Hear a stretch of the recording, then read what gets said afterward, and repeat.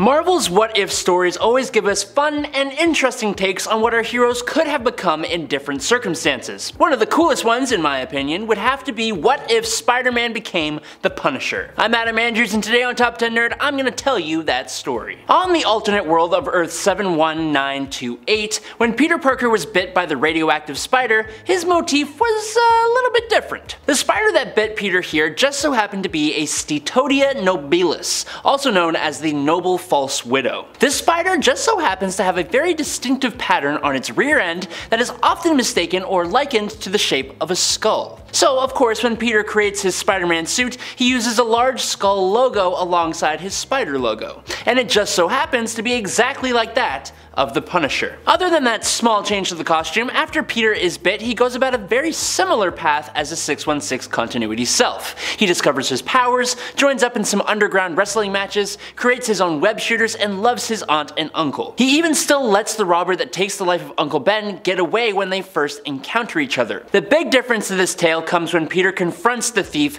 in the warehouse like he does in the main continuity. Now, using the same iron that took Ben's life, Peter causes the passing of the burglar and was simultaneously captured on camera red-handed. While J. Jonah Jameson and the papers painted him as a criminal, Peter continued to try to capture or knock out criminals instead of resorting to loss of life. He captured pictures of himself fighting crime just like he does normally, and he made a living doing so. The problem for this Peter was that no matter what he did, superpowered villains would always come back for revenge, having learned and adapted each time they did so. The worst of these was naturally the Green Goblin. After many times observing the Goblin at work, Peter discovered that the Goblin armor was reactive when hit with the penetrative force of a bullet. When one hit the armor, it would cause an outward micro-explosion that negated the force impacting it, while being backed by ballistic fibers that also helped him out. While this did save the Goblin temporarily, the suit would need to be repaired before he could take the hit again. Now, I did say that Peter tried to knock out or capture his foes, but this Peter had a much colder personality, and he only tried that approach to crime fighting. After observing the Goblin, Peter upgraded his Webshooters with several different types of ammunition, from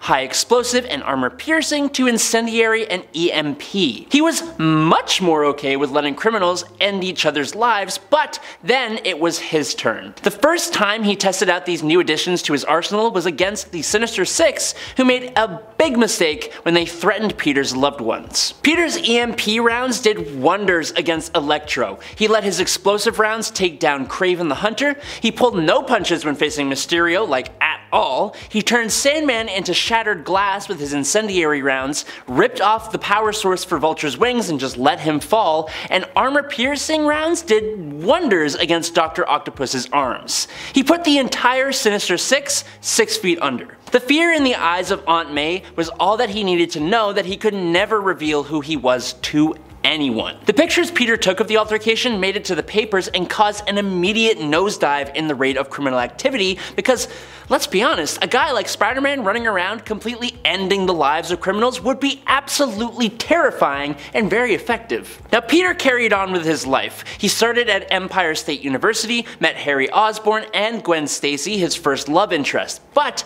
as he transitioned from fighting crime as much to being a college student, his absence brought the rise of crime back again as criminals vied for control and authority on the streets of New York City. While innocents were sometimes caught in the crossfire, for the most part, criminals were taking each other out, except for the Kingpin, who Peter told us, quote, almost consolidated things, but Peter, quote, made sure that he now consolidates only in hell, which is a cold line from our friendly neighborhood Spider-Man. The problem for Peter Parker really came with the Green Goblin, like I said before, who continued to be Peter's most vicious and persevering villain. Goblin learned how to nullify Peter's spider sense, which led to the villain being able to follow Peter and learn his identity. He managed to capture Peter, and he revealed himself as Norman Osborn as he challenged Peter to a fight minus the spider's usual firepower. But Peter used the building around Norman as his firepower and brought him down, but importantly, not for good. While Norman was no longer an active threat and suffered from amnesia that kept Spider-Punisher's identity secret,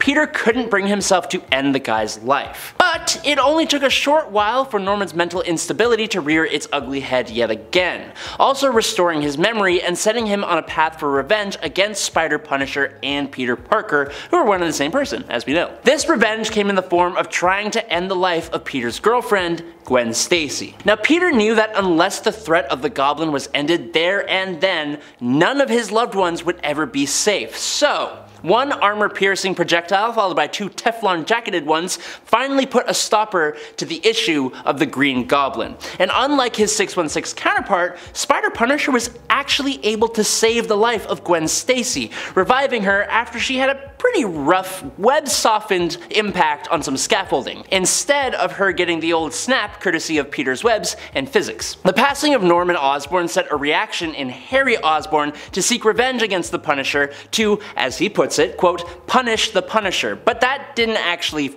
get followed up at all in the book. But Gwen and Peter were able to save their relationship and become a successful couple. But the fact that Peter almost ruined the relationship by keeping his Spider-Man life a secret from Gwen led him to give it up entirely. Peter ripped up his Spider-Punisher costume and left it in a garbage can down an alleyway. But just like before, Spider-Punisher's absence only brought a rise in crime once again. A conflict between various different mob families, including the Costa family, broke out. Now, a banker and money launderer for the Costa family named Forrest Hunt, who had been skimming profits off the top from the family, had been captured and held up in Central Park. At that same time, highly decorated Marine veteran Frank Castle and his family were flying kites in the park and just happened to stumble upon Forrest and the Costa family goons as they were showing Forrest the error of his ways. In an unfortunate turn of events, the Costa family turned their sights on Castle's family and wiped them out, leaving Frank battered and barely alive. As he fled the scene completely heartbroken and distraught, he stumbled into an alleyway and knocked over some garbage cans and laid on the ground as the Spider-Punisher's suit fell out and landed right on top of him, giving Castle the idea to become the new Punisher in this alternate world. And that's where the story ends. That's the story of the alternate Earth where Spider-Man became the Punisher. Thank you guys so much for watching today on Top 10 Nerd. I'm your host, Adam Andrews. I will catch you nerds on the flippy flop. Until then, stay safe and peace out, you nerds. Whip, whip. Alrighty. Here we go. Okay. From high explosive and armor repair. Okay, can I go back up just a tiny little bit? I keep messing up. Blah, blah, blah. It only took a short while for Norman's mental instability. But it only took a short while for Norman's mental.